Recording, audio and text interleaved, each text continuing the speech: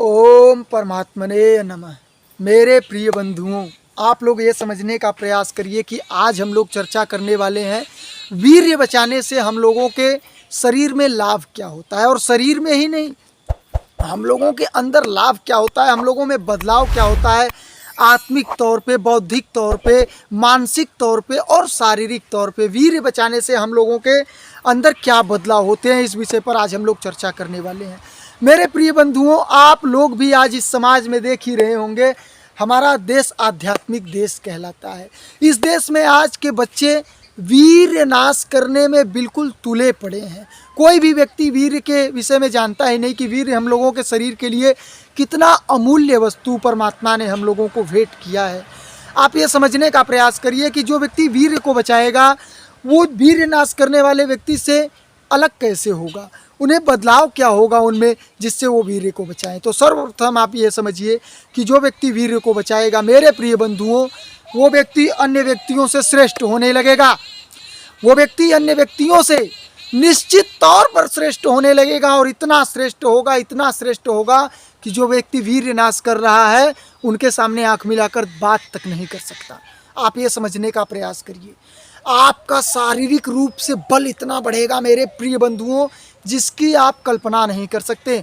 आध्यात्मिक रूप से, मानसिक रूप से, शारीरिक रूप से, बौद्धिक रूप से आप ज्ञानवान, बलवान, क्षमतावान, ध्यानवान, हर एक प्रकार से सक्षम होते चले जाएंगे। मेरे प्रिय बंधुओं, आप सिर्फ और सिर्फ वीर्य बचाने का प्रयास करिए।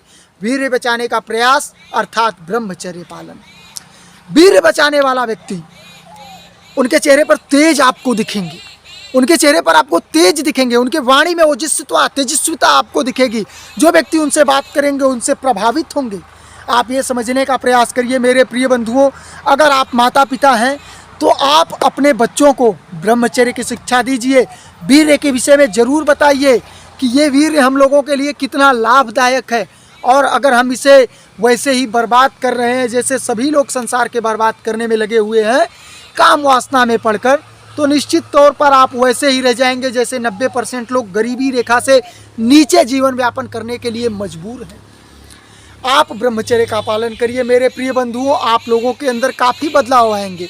और हाँ, ब्रह्मचर्य पालन के लाभ और हानि के ऊपर हमने बहुत से वीडियो बनाए हैं, उन वीडियो को आप देखिए और आपको पता चलेगा कि वीर्य बचाने से हम लोगों को लाभ क्या होगा, ब्रह्मचर्य पालन करने से हम लोगों को लाभ क्या होगा और ब्रह्मचर्य नाश करने से हम लोगों को हानि क्या होगी। ब्रह्मचर्य नाश करने वाला व्यक्ति आपके सामने आत्मविश्वास के साथ बोल नहीं पाएगा, आपके सामने आंख मिलाकर बात नहीं कर पाएंगे, आंखों के सामने उनके झाइयाँ पड़ने लगेंगी, उनका चेहरा निस्तेज होने लगेगा, बाल झड़ने लगेंगे, बाल क्या है कि पकने लगेंगे, बाल पर जो ये बिल्कुल लाइट जो दिख रही है, शाइनिंग जो दिख रही है, वो आपको दिखेगी नहीं, और उनके अंदर बल की जो है कि आपको प्रधानता नहीं दिखेगी। हाँ, भोदे दिख सकते हैं, मोटे दिख सकते हैं, फूले हुए दिख सकते हैं, परंतु बल नहीं दिखेगा मेरे प्रिय बंधुओं।